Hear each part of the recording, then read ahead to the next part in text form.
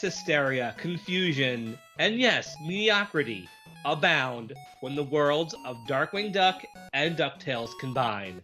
Welcome to the St. Canard Files, a Darkwing Duck podcast. I'm your host, Mike Russo, and joining me tonight are...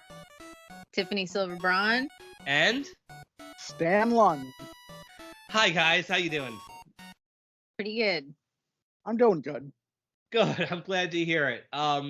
I know it's been only a few weeks since the last time I was on, and actually you too, Tiffany. Thank you for holding down the fort, Stan, with Will, with those comic and storybook reviews. You're most welcome. But it's been 4 weeks since me and Tiffany have recorded, and it's been a very, very interesting 4 weeks. So giving our listeners a window into my life here. So we recorded a few days before Easter, and Easter was nice. I had a good Easter, which was good because a sinus infection and a stomach virus kept me from enjoying Thanksgiving and Christmas, respectively, last year. So it was nice to enjoy a holiday. So then me and my family got in the car the next day and went to Philly for a 4-day trip, which was really nice. I recommend it. We stayed at a decent little hotel, but we went to a lot of spots. A natural science museum, the Franklin Institute, which has an ongoing Harry Potter exhibition, which is amazing. Short of amazing. Short of going to Universal and going to the Harry Potter sections of Wizarding World, this is great because it's got all the character costumes, the wands that were used in the movies, areas for herbology, potions, defense against the dark arts. They even have a recreation of Harry's room under the stairs that Helena sat under. Aww. It was great. By this time next year, there'll be a Disney exhibition in the same spot. So looking forward to that. That was a great trip. We had such a great time. We ate really well. We really enjoyed it. This was our first vacation since before COVID. So we get home and a couple of days go past. My daughter has a MMA. She got her yellow belt ceremony, and I'm feeling kind of yucky. Like, what's going on here? So I go to the doctor, get a couple of rapid tests, and they're negative. And great, I'm sick. I don't have COVID. I guess I'm fine. But I had a PCR done, and it came back on Monday. I had it. So I missed a week and a half of work. I was quarantined, like you should be when you've got COVID. I missed a lot of work, and it knocked me out really badly. Like, some people get it and they're okay. This was bad. Like, it took my voice away. I had a 72-hour fever. I got to watch a lot of TV. Thank God for streaming. Between Simpsons episodes, South Park episodes, and Godzilla movies, I kept myself very, very occupied. But then I finally felt better, and we prepared for my daughter's communion. And yeah, she had her first communion last Saturday. She was beautiful. It was fun. We had a really nice communion dinner, and then our entire family got a stomach virus. Oh, no. Including my daughter. I didn't get it. My wife didn't get it, but most of the family got it. So that early part of this week has been crazy. And just as things are getting back to normal, my seasonal allergies start. And I get them so bad. I'm doing okay now, but they make me sneeze so powerfully, I hurt my diaphragm. That's how bad it is. So the worst of it hasn't started yet. But that's a window into the last 4 weeks of my life.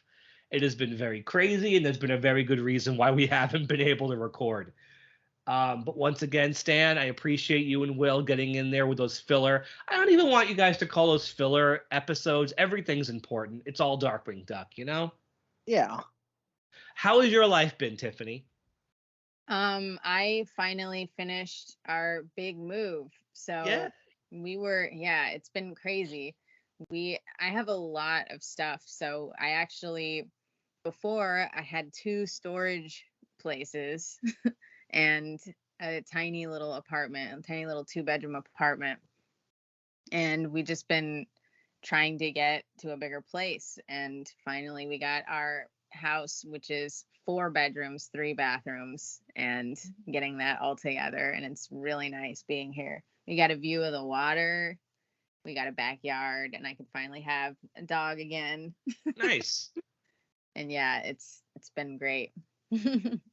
But yeah, crazy moving. And just like you said, everyone in the house except me has seasonal allergies. I only have one allergy, and it's to down.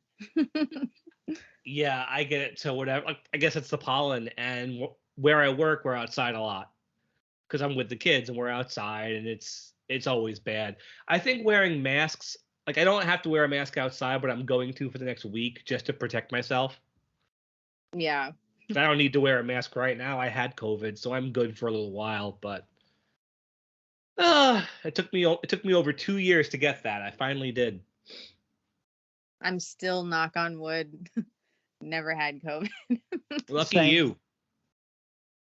You either, Stan? Nope, me neither.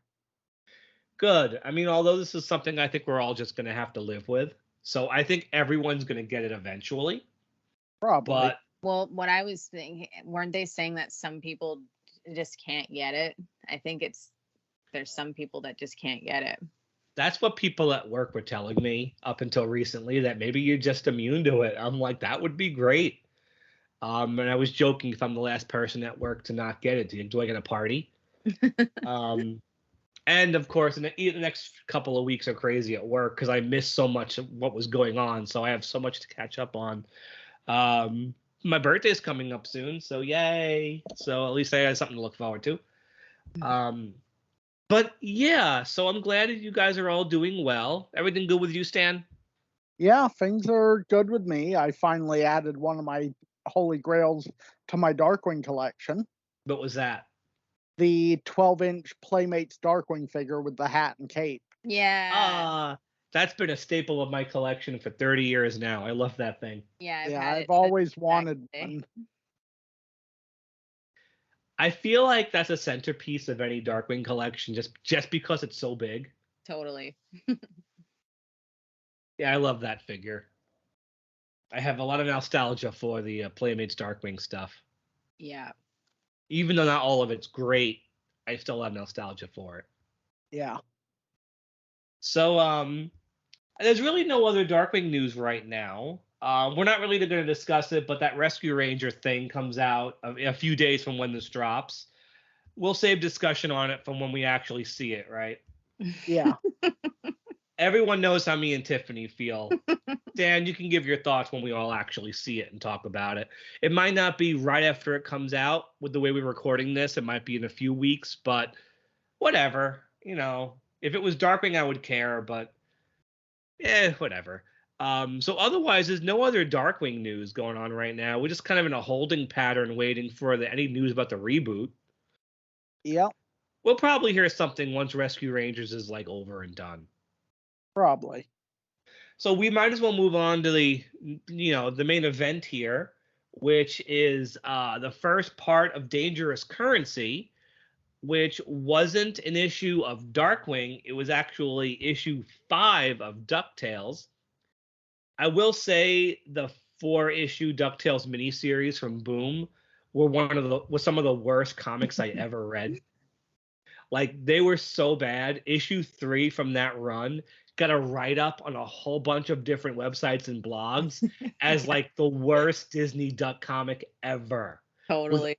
With art written like it was done by a 4-year-old. That's how bad these comics are. Yeah. I would not recommend them to like People anybody, really. Look that up. It's pretty funny, those articles. I think Cartoon Brew published it. I think it was called "Is This the Worst Duck Comic Ever?" So yeah, Google those words and Cartoon Brew. You'll come across that article with with pictures of some of the panels. It was collected in a volume called Rightful Owners. Go check it out if you're curious, but I do not recommend it. But so we're starting here with DuckTales issue 5, which came out in September 2011. Even though it's a DuckTales comic, it does have 2 covers. So, Stan, how about you describe cover 5A for us? So, cover 5A, which coincidentally is my favorite of this issue and possibly one of my favorites of the entire comics run, has most of the main and supporting cast from both DuckTales and Darkwing Duck, with a couple exceptions because of story reasons. Only really 2 exceptions, and they're both from Darkwing Duck. Yeah. You said most of the supporting cast, but Silvani, who drew this cover, goes even further because there are characters who didn't even appear on DuckTales. There is Grandma Duck, Feathery Duck, John D. Rocker Duck, Gus Goose. Yeah. He's even got animatronic. Yeah. Daisy's there. Pete is there. So, and then more well-known characters. You got all the Fearsome Five except one. You got Duckworth, Von Drake, the Muddlefoots, even Fenton, lower right-hand corner. I know that's him. Yep. But I think he's kind of being hidden away for story reasons too, even though he's on the cover. Looks like Gander is in here. Yep. And Donald Duck wearing his traditional cartoon outfit with the bow tie and everything. Yep. And a super adorable liquidator. Oh yeah, he is kind of cute. Glomgold is here. Cerebellum. Stegmutt, Moriarty, Neptunia. A few Beagle Boys. Bob Beagle kind of gets her face covered by the DuckTales logo, but she's there. Doofus, everybody. You know what? If you name a DuckTales or Darkwing character, except for 2 specific ones, they're on this cover. Yeah. This cover would make a really cool poster. Should we mention the 2 that aren't here, though? Yeah, might as well. I mean, anybody following the comic should have some idea. Yeah. But who are they, Stan? Negaduck and Morgana. Yeah, that makes sense. I mean, Quacker Jack's here too. As far as we knew, he was only a toy. He turned himself into a toy, but he's on the cover too. And Who? Mr. Banana Brain. Yeah, he's there too. One thing I will mention that I have read, and I think this is directly from Silvani, that a lot of these covers were drawn before the story was totally worked out. So this cover really doesn't indicate what we're going to see in the story. Right. Meanwhile, DuckTales did get a cover B. I don't own the B covers of the 2 DuckTales installments because I didn't really care. But Stan, tell us about cover B. So cover B, which is also drawn by Silvani, is Launchpad in the middle with Darkwing and Scrooge fighting over him, each one grabbing part of his flight cap, with Goslin and Honker on Darkwing's side with St. Canard in the background, and Huey, Dewey, and Louie on Scrooge's side with the money bin in the background. Cool concept for a cover. It's drawn fine, but it does not touch cover A. Right. So let's get into the story. I have major issues with Dangerous Currency. Let's start off by the team behind this. It was written not just by Ian Brill, and James Silvani gets a writing credit too. No, well, it gets a story credit. I'm sorry. Let me specify. Story credits are by Ian Brill, James Silvani, and Warren Spector. I don't think we need to go into too much detail, but for Disney fans, he's well known as the director of the Epic Mickey games. Anybody play those? That actually explains the inclusion of one character in this then. Yeah. Did anybody play those games? Not me. I haven't. I played the first one, and just the battle and camera system were so wonky, I gave up on it. Never even tried number 2. It was written by Spector and Brill. And the art is really, it's interesting with the art here. It says Silvani did some of the art, and Jose Mazzaroli did the rest of it. But flipping through the comic, it all looks like Silvani's work. What do you guys think? Yeah. It looks pretty similar. I mean, a few characters look slightly off model where it's possible it wasn't Silvani, but it pretty much all looks like him. Yeah. But hopefully, I know James Silvani is interested in discussing this storyline with us, telling us the story behind it. So if we can get an interview with him, We will find out more. Let's keep our fingers crossed that happens. So, why don't we actually discuss the story? Tiffany, why don't you begin? All right, so it starts off showing this is where Scrooge keeps his money, and it shows the money bin in Duckburg. And then it says what you might know is that he also holds assets in Quackworks, and it shows the Quackworks building in St. Canard. And then all the way that this whole beginning page is kind of weird to me. It's like it is weird, hard to explain. Then it cuts to Magica, and she's like brewing up some of that black slime that we saw previously in the comics with the Phantom Blot. And you see that they release it onto the Quackworks building of St. Canard, and it turns into this giant, crazy, demonic looking building, which actually looks pretty rad. We will point out that for some reason in these comics, Silvani's not doing references to things. We found one, but for once, and I guess going forward from now on, we're not going to be able to pick out things in the background anymore. Not so much anyway. I know there's a few things later issues, but not as much. He's not going reference crazy anymore. So what happens next, Stan? So basically, Scrooge has decided that it's time to pay a visit to Launchpad McQuack because he doesn't like how Launchpad has been running the Quackworks Corporation. And someone else is on his way to Launchpad's house, someone we haven't seen in a long time. Yes. Someone who's been missed. So Scrooge, the nephews, and Webby pile into, I guess, Scrooge's limo. They don't quite show it. I will point out the first inconsistency. Scrooge doesn't know how to drive. Yeah, totally. I was thinking that too. It's weird that he's driving. The one time he tried in Duckworth's Revolt, he destroyed the limo. So Duckworth has a cameo late in the story arc. He should be driving everyone to St. Canard. I'm sorry. Period. Yep. Yeah. Totally dissing my man Duckworth. So so we see Fenton for the first time in forever. Only, we haven't seen him at all, really. Yeah. So Fenton knows where Launchpad lives. So you would think this is in continuity to Tiff of the Titans, right? Yeah. Only think so, but no. You think so, but no, because Drake doesn't know who he is. Yeah. I mean, one after another is a knock in this story. It's just completely.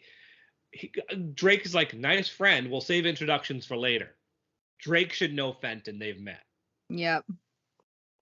And then Scrooge shows up with the kids. Especially since everything else in this comic so far has been heavily referencing everything from the show. Yes. Now, correct me if I'm wrong. The green-headed,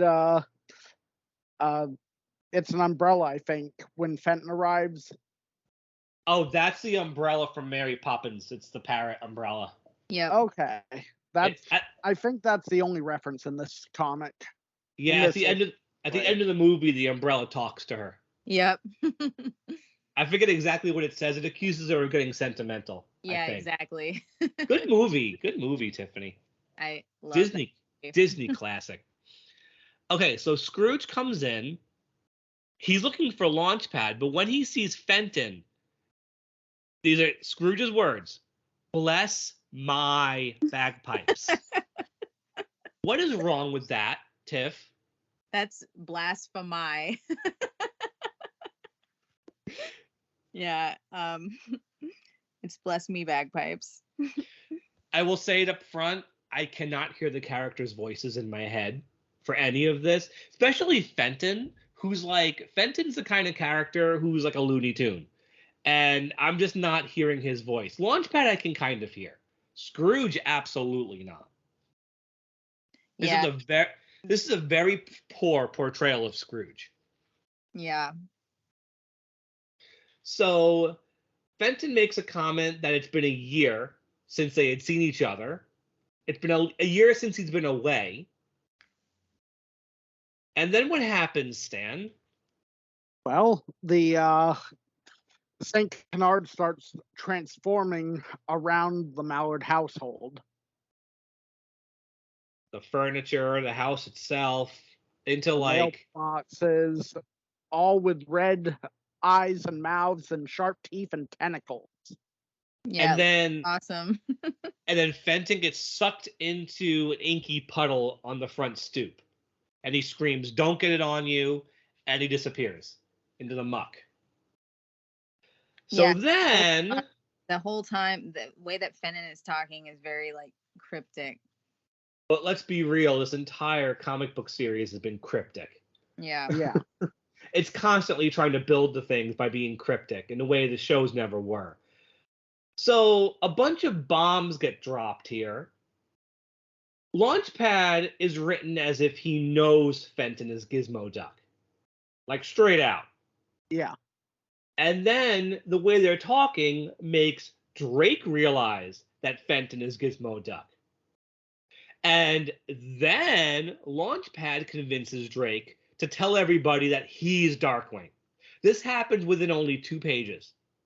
So now, in only 2 pages, the entire principal Ducktales and Darkwing Duck cast know who Darkwing and Gizmo Duck are. From the kids to Launchpad to Scrooge to everybody. I hate this. Yeah, it's really weird, and they could have done so many different things. Like even just Drake realizing it would have been cool if they had that part where he realizes it and he keeps it to himself, like it's just him figuring something out. And then they could have had the same thing happen with him, like figuring out that he's Darkwing Duck, like eventually, and it's like not, oh yeah, let me tell you my secret identity in one I mean, the story doesn't work if you don't know that Fenton is Gizmo Duck.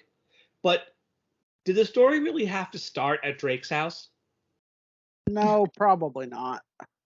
I mean, couldn't Fenton have gone to the tower because Gizmo Duck knew where the tower was and Up and Awry and Justice Ducks? So if Fenton had gone there to find Launchpad, we wouldn't have had to screw both characters out of their secret identities. Don't they also have, I mean, doesn't Launchpad still have his like airplane hangar too?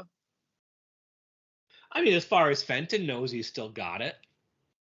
I mean, there's one decent joke where Drake says, "I am Darkwing Duck," and there's a pause, and Scrooge says, "This puny fellow is Darkwing Duck?" But that pretty much sets the stage for the entire issue of Scrooge just throwing so much shade at Darkwing, just insulting, you know? Also, a quick aside, they showed the nephews getting like trapped by hedges, but then they're fine later. They never show them actually being rescued. Yeah. Well, they show one of the nephews in a silhouette just brushing aside the leaves. I don't know how he did that. But let's move on. We don't want 40 to 50 minutes of complaining about this. So Magic is watching the characters from her crystal ball, and she says she has eyes everywhere. She sees monitors full of different objects that has eyes that have been affected by the ink. Then we see a completely pointless villainous team up, the League of Evil.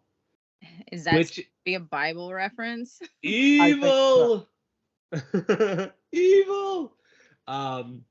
It's Morgana. Okay, somewhat deep cuts, going from less deep to very deep.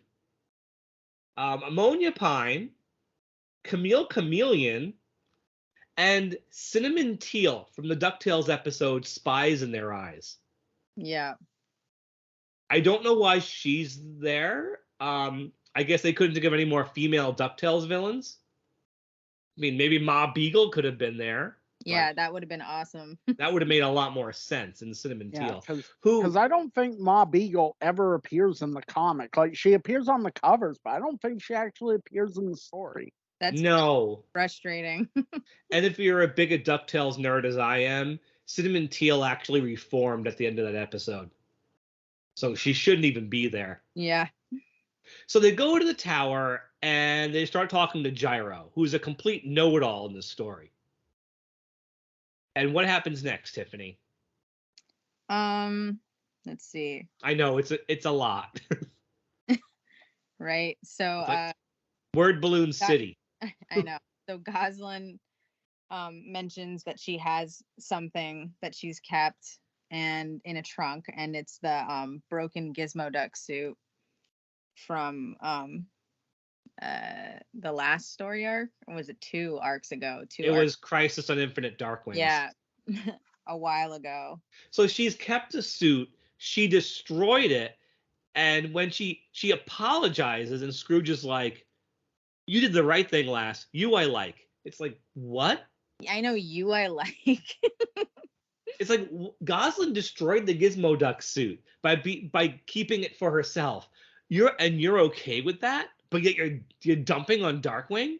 It's like a weird thing where I could see that Scrooge would like Goslin's personality eventually, but like not in this 1 second dialogue like that.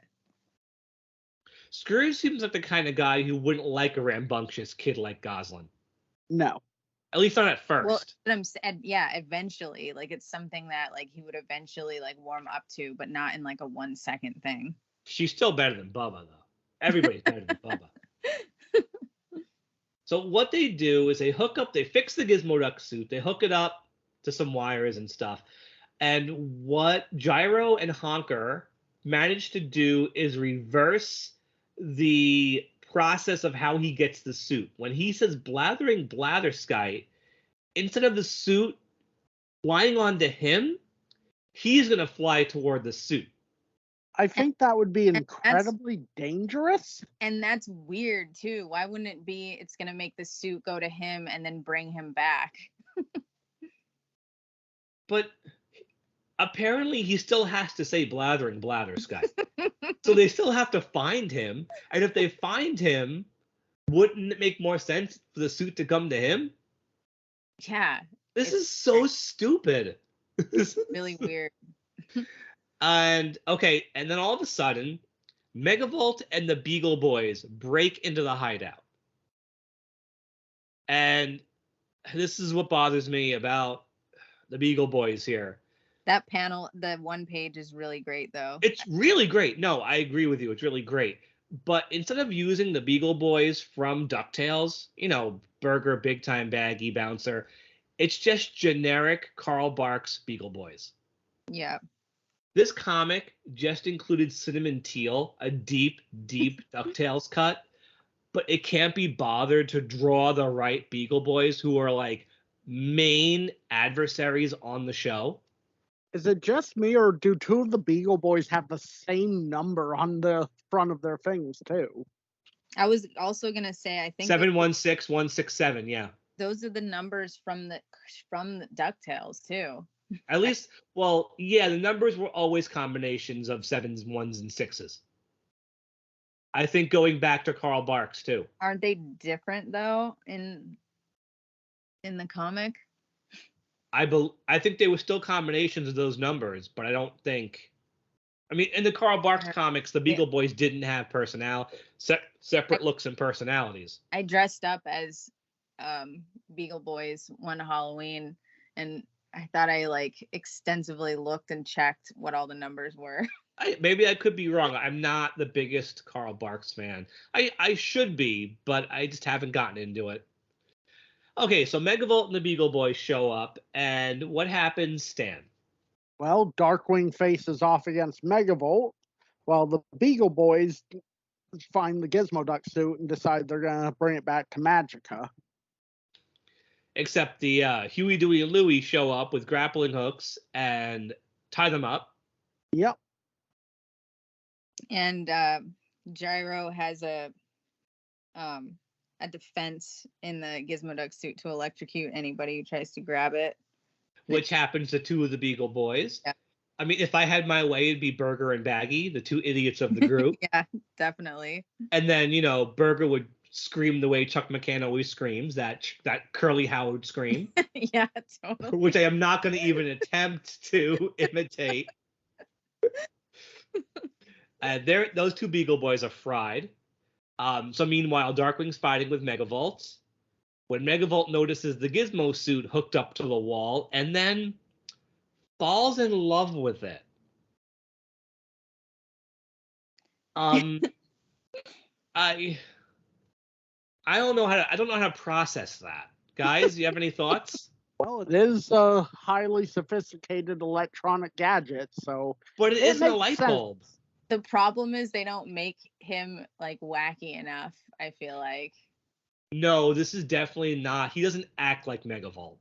Yeah. I mean, falling in love with electronics is kind of funny, but usually he falls in love with light bulbs, not random electronics. Especially Yeah. not the Gizmo suit. I don't get why he would. He says, I've never seen the suit in this way before, which is a little dirty. Without a person in it? Yeah. It's the opposite of seeing a person with no clothes. He sees the clothes with no person and he's turned on. Yeah.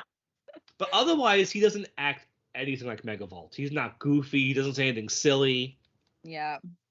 And then he says to get dirty. And the Beagle Boys and Megavolt put ink all over themselves.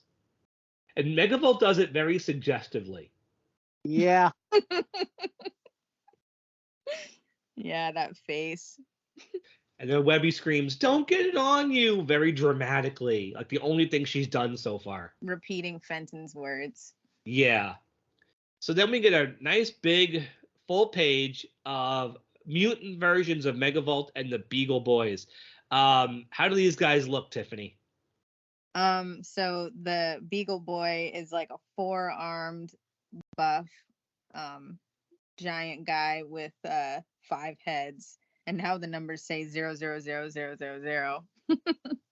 And Megavolt looks like super futuristic.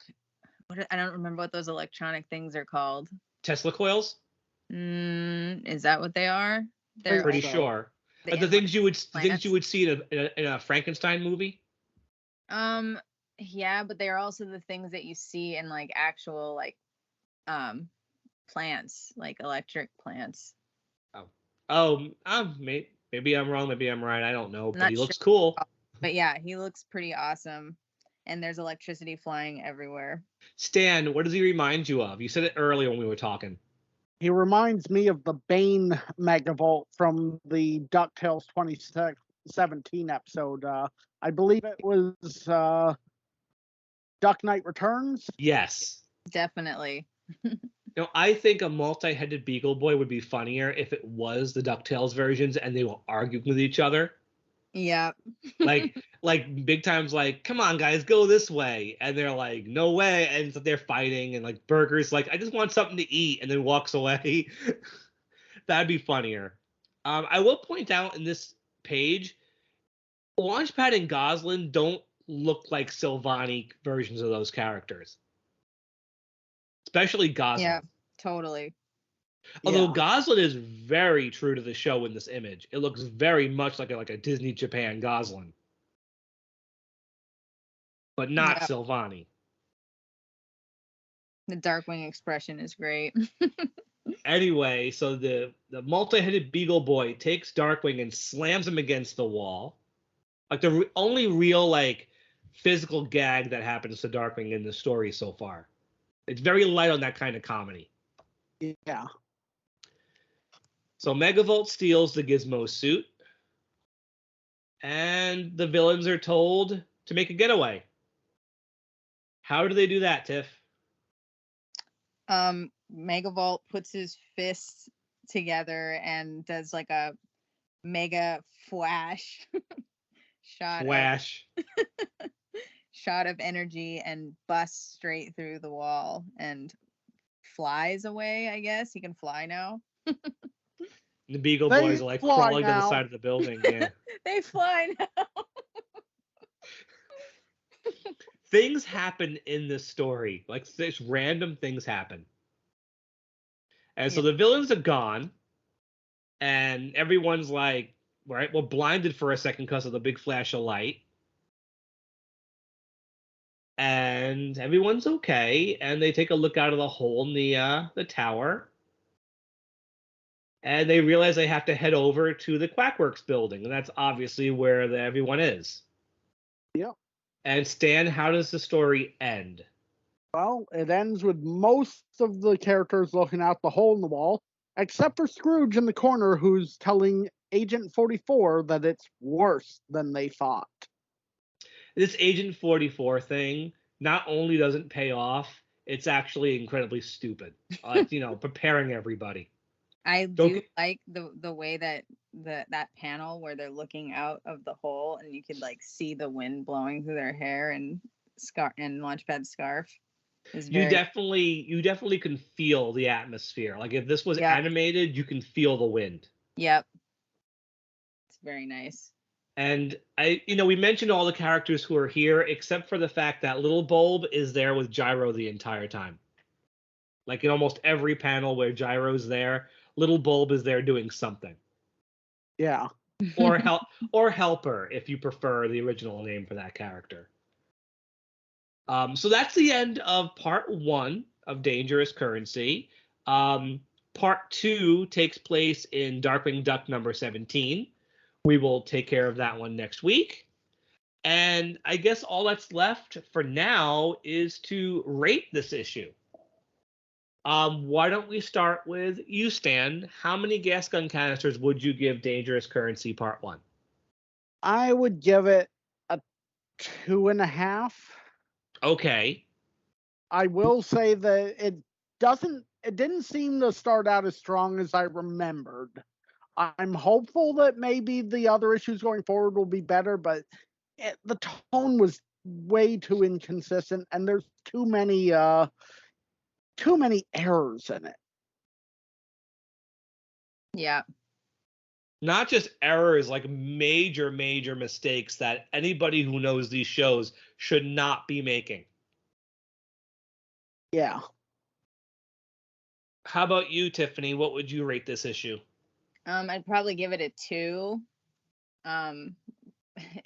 There's a lot of cool art in it for me, like cooler than some of the previous ones actually, which is it should be, putting it up higher, but the story and the inconsistencies and the way the dialogue is like bring it down so low. I'm going to give it a 2 as well.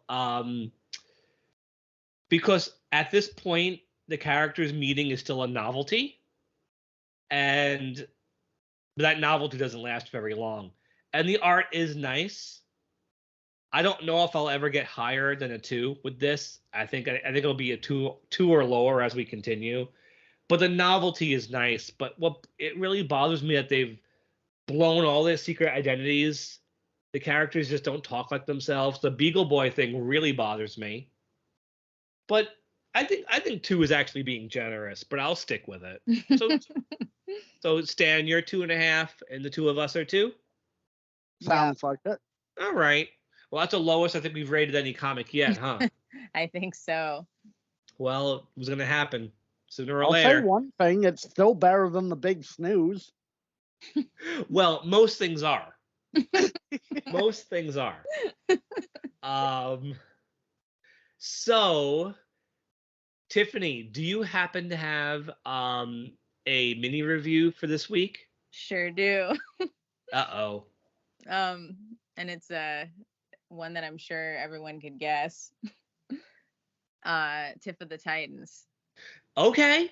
All right. I love this episode, but I'll leave it to you to just and Stan too, because Stan's never actually discussed it either. Yeah. So Tiffany, why do you like this episode? Or what are your thoughts on this episode? Yeah, I definitely love it. I think it's animated beautifully. So good. Australia.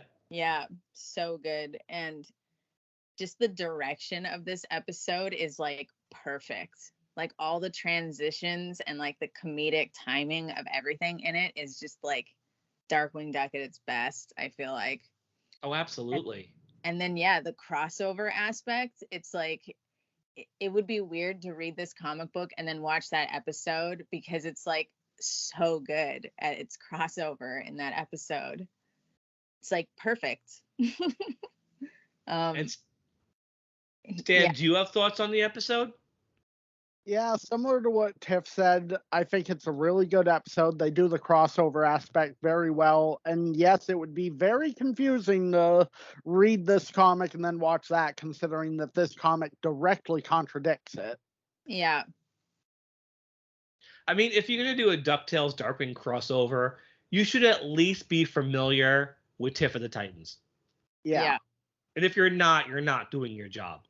I think it's the best of the Gizmo Duck Darkwing crossovers. Crossover episodes for sure. I think the reason why that is it's the one episode that takes its time to portray Gizmo Duck right. Yeah, exactly. So like in the beginning, well, I feel like in some of the other Darkwing episodes, he's a different character. When you go from the DuckTales to Darkwing Duck, Gizmo Duck's more presented as like this, super competent but like full of himself, like character, but altruistic to a fault. Yeah, then in the show, he's just so goofy and bumbling, and they kind of like have that more in this episode and only this episode, I feel like. Well, in the Justice Ducks episode, you can't feel Fenton in that suit. Yeah, exactly. But in this one, it's just as much his show as it is Darkwing's. Yep. I mean, I think I mentioned this when we did this one a while back, but Gizmo Duck is introduced, Darkwing is introduced, and there isn't a scene that goes by after that where both characters aren't involved. Like, at no point do you feel like this is one character's show over the other. Yeah. Yeah, it's pretty great. The direction of it is really good. And it's one of the best uses of what? And one of the best uses of Steelbeak, too. Oh, yeah. He shows up early, and he's a genuine threat. I feel like sometimes, in a cartoon like this, where it's such a short amount of time, it's, I think writers don't get enough credit. It's like such a short amount of time to get something across and get it across well. And this is like a really good example of it just flows really well and nothing's confusing. Nothing feels too fast. It just all makes sense. Even if Honker doesn't say a word. Yeah. And oh yeah, I have to mention that I love Nightmare on Pelican Island. The fact that they were able to show that on not really show, you don't see anything, but they implied on broadcast TV that Gilligan was hacking the skipper apart with a machete. Yeah, they actually imply that. I hate being called little buddy. And that's a great example of having Rob Paulsen in for Steelbeak, but then using him for other things. Yeah. And how great is it after all those DuckTales episodes animated by Wang to see Gizmo Duck in an episode done by Australia? Yeah. Really especially when Fenton walks into the house. Mm-hmm. And he's tripping the statue. He's looking back and forth. Like, do I feel a breeze? And it's like they don't even touch his design. They even give him the duck tongue.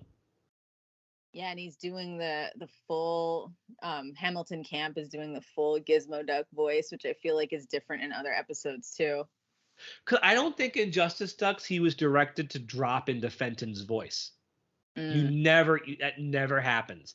But here the voice is fluctuating depending on the emotions. Because there's no way Fenton's going to keep that voice going when he's excited or scared. He never did in DuckTales. Right. And I think it has one of my favorite Steelbeak drawings in the entire show, where the two of them are fighting and he's standing off to the side with the missile launcher. And he's like, yeah, right. And just the way he's drawn, the way his fingers are drawn like feathers. Like he's got like very pointed fingers, like his arms are wings. Mm-hmm. And it's done really, really well. And just the way he's scooting around the boxes and crates as they're arguing and Paulson's great. Like let's give our dancers a hand. Not a lot of style, but hey, they gave it all they got, right? Yeah. It's so good. And very much like Gizmo Duck, he doesn't know what's going on the entire first couple of acts. He doesn't realize what Darkwing realizes until Steelbeak already has the egret. And Darkwing's like, well, welcome to the program. Yeah. And I mean, there's like absolutely nothing wrong with the episode at all. There's a few moments where the Australia animation kind of dips, but It always did. It's still early on with that studio.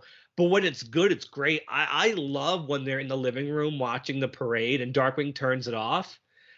And just the snappy animation on them when he's like, take him out of that tarnished wind-up suit, and what do you got? Yeah. Naked guy with goosebumps. And And then Fenton has to back out of the room. oh man, yeah, that animation bit where he's like backing up is really good, and he's holding his ice cream. Anybody want any more pistachio prune ice cream? Yeah. So good. Great. It's one of my favorite episodes. Me too. It's like one of the best out of the ABC run. Yeah. Any other thoughts on it, Stan? Not really. All around great episode. I'll never forget that when Darkwing was airing on ABC, the show Land of the Lost, the reboot of it, was Yeah. also airing before, and I would watch it because, hey, why not? It's dinosaurs. And Green Lava. And when the credits were rolling for Land of the Lost, the announcer said something about Darkwing gets his feathers flying when Gizmo Duck comes to town, and I was like, no. I'm like, because I assumed Justice Ducks was a one-time thing. And I'm like, another Gizmo Duck episode. Oh, I hope this is good. And it exceeded my expectations. That's awesome. And then the last. I mean, you could start the episode with a DuckTales theme and say, hey, it's a DuckTales episode co-starring Darkwing, and it still works. Yep. Yeah. Because it starts with Gizmo Duck. Mm-hmm.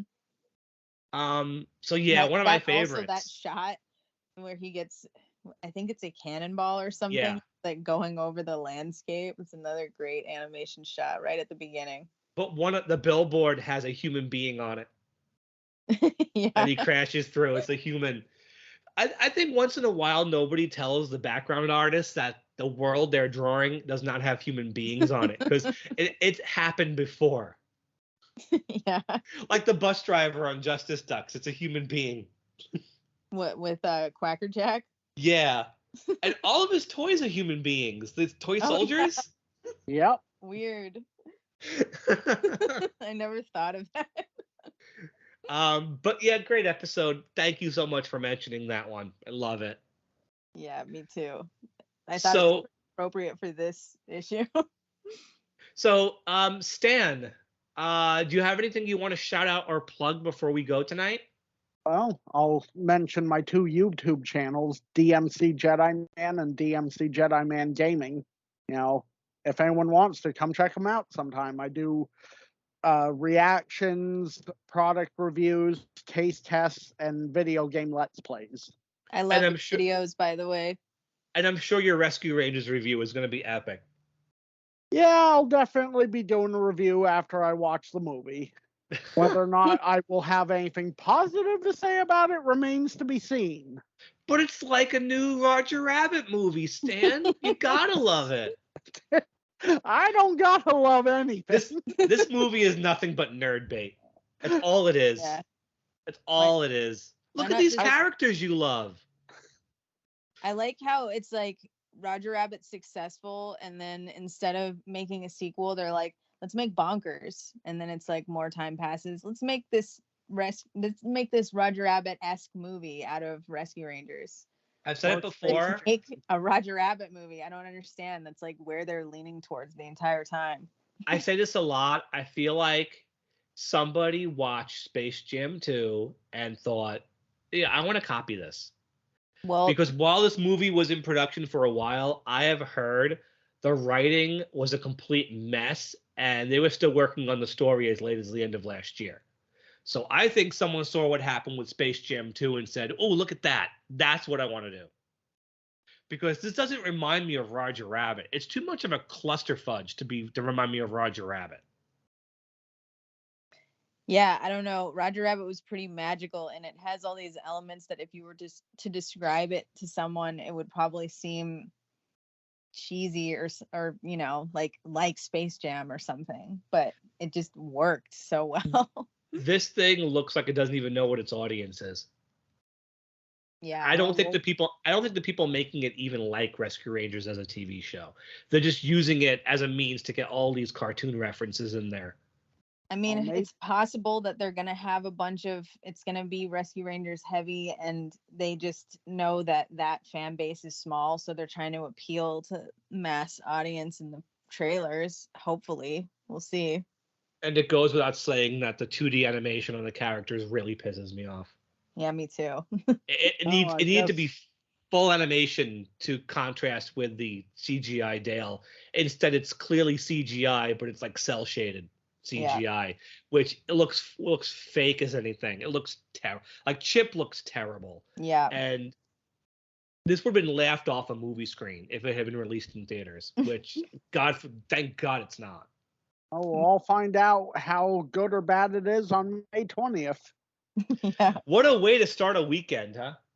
At least Kenobi premieres shortly after, so we'll have something awesome to wash the taste out with. That looks cool to me. Let's hope it's not successful, because if it is, it's going to affect the way they do Darkwing Duck. Mark my words. Anyway, so Tiffany, do you have anything you want to plug, or how can the fans find you? Yeah, I'm on Instagram at Tiffany Silver Braun and at Regurgitating Gertie, and I'm on YouTube at CarneyTube and at Radioact Tiffany. Yay! And we are the St. Canard Files, a Darkwing Duck podcast. You can find us on all podcast apps: Stitcher, Spotify, Google, iTunes. You can watch us on YouTube, iHeartRadio, Pandora, Pocket Cast, Radio Public. Notice I did not mention Facebook, because as soon as that started, it stopped. It's already dead. Okay, it's good to know. I've been trying to plug them anytime me and Will do them, and that I always mention. Have you noticed our Facebook pages automatically post the episodes, and it has not done that for the past 2 weeks? Because Facebook Podcast is dead. Weird. It wasn't even 2 months old, and it's already dead. So that's one less thing for me to mention. One of these days, I'm going to have you write down a whole list of them just so I can read it off. Yeah. I don't even have them written down. I just go by memory at this point. All right, so we will see everyone next week for part 2. And until then, have a good night and stay dangerous. Stay dangerous, everyone. And it's bless me bagpipes, guys, not mine. You gotta make sure you get that right. Good night, everybody. This is so non-canon, it hurts. Yeah. Blasphemy. Good night, everybody. Bye.